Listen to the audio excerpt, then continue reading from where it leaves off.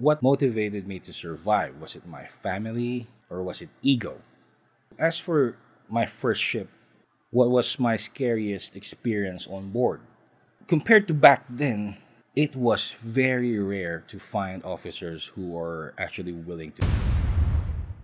There are some things that I have realized. Working on board a ship is hard work. For Filipinos, in our culture, having your own family is quite a big deal. And second class cadets are like middle management. They have authority over the fourth class cadets, but they still have to answer to the first class cadets.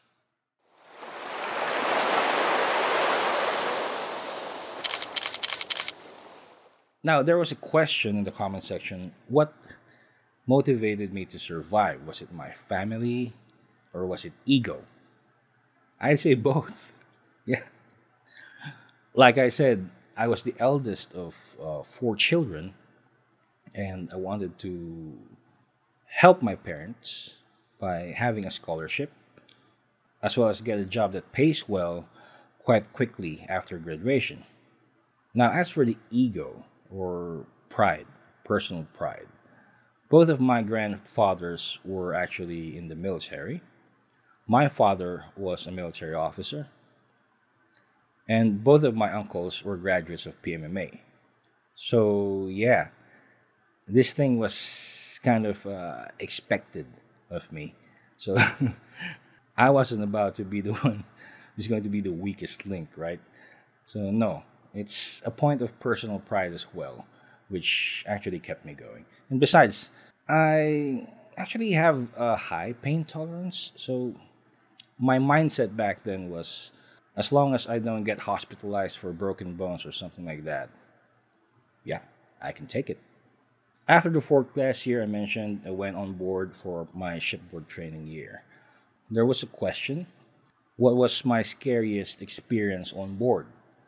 Okay, so as for my first ship, I guess the scariest was when I was checking the reefer containers. We monitored them twice a day actually. And there was this one time where the sea was quite rough.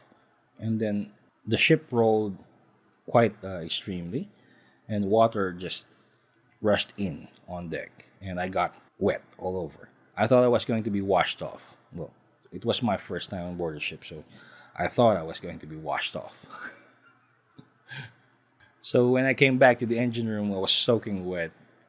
Yeah, hey, what happened?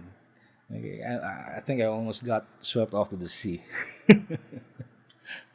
So nah, that's just normal. Another thing was I've been asked what was the difference between the officers on the ship back then and now.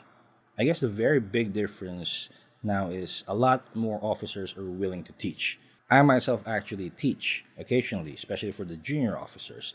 And back then, when I was second engineer, I actually hold lectures during Sunday for the cadets on board my ship. Now, as chief engineer, not so much. I leave that to the second engineer. I do provide mentorship for some of my junior officers, my junior engineers who are willing to learn. You have to be willing to learn. You have to show me that you are willing to learn before I teach you. I'm not going to go out of my way to teach you. You know, knowledge has to be sought. You have to seek it because technically it's not my job to go out of my way of my daily duties that just to teach you. You should find time for yourself and ask me if you want to learn. You only need to ask, and of course, I'll also find time for that. Now, compared to back then, it was very rare to find officers who are actually willing to teach their subordinates, especially cadets. They'd sometimes even mock you when you ask them questions that, why don't you know that? Did they not teach you that in school?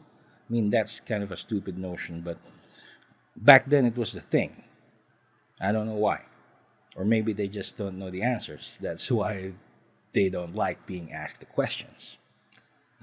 So, after my shipboard year, there are some things that I have realized, I have come to realize.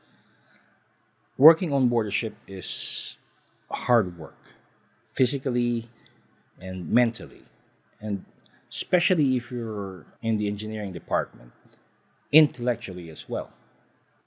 Because there will be times where in machinery will break down or malfunction, and you're going to have to figure out what the problem is and fix it. And you have to do so as fast as possible, especially if it's critical machinery related to propulsion or power supply.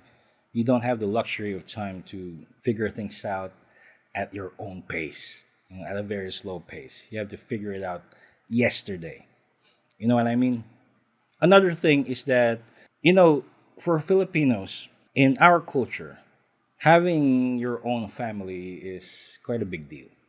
And no matter what modern thinkers might say nowadays, it really is still a big deal here in the Philippines. I had a few shipmates back then who had girlfriends who left them and married another guy while they were still on board.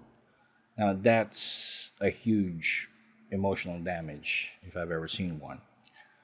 Back then, you only heard about these things, but then I saw it firsthand. And then there were those who were married for a few years but still didn't have a baby. At least for one of the guys that I've sailed with, he confided in me that there was really nothing permanently wrong about both of him and his wife, but all he needed was a few months of rest and condition his body to have a better chance of his wife conceiving.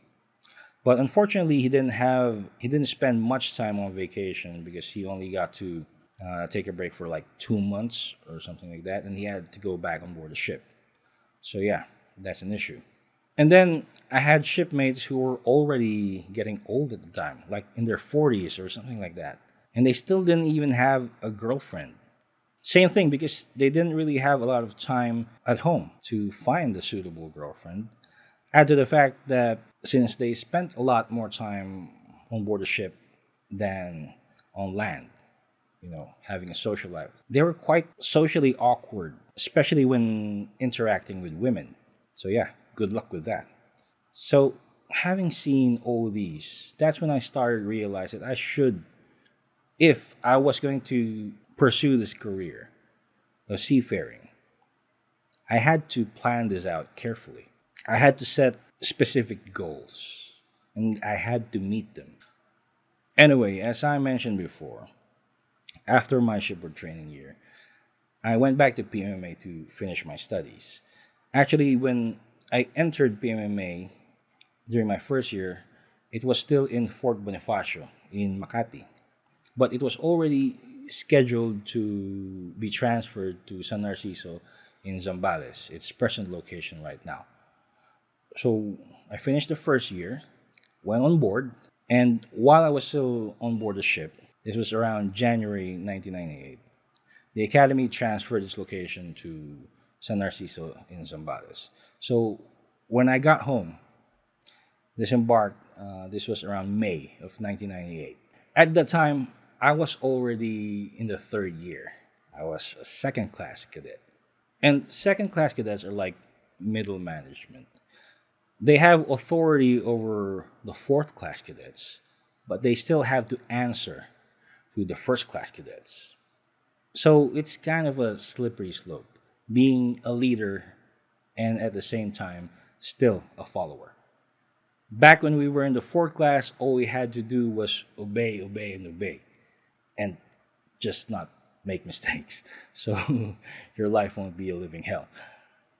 But as second class cadets, we had to learn the balance of being a good leader and a good follower at the same time. But that's a story for the next episode. Once again, thank you for watching and stay tuned for the next one.